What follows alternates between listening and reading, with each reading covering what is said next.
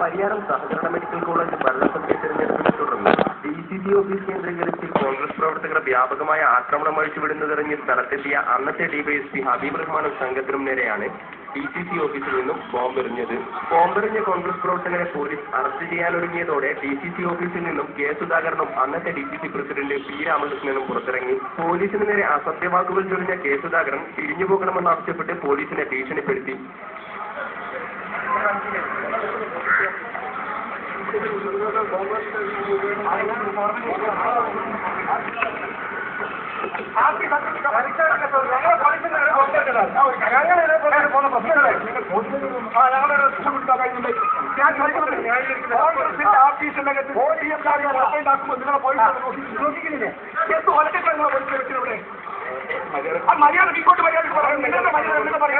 ബോംബെറിഞ്ഞത് പോലീസിന് നേരെയല്ലെന്നും CPMകാർക്ക് നേരെയാണെന്നും ഒപ്പമുണ്ടായിരുന്ന പി രാമകൃഷ്ണനും പറഞ്ഞു.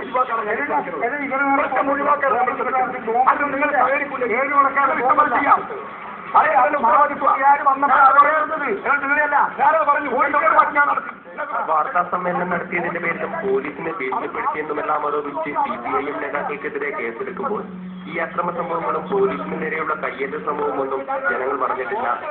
News bureau, Kannur.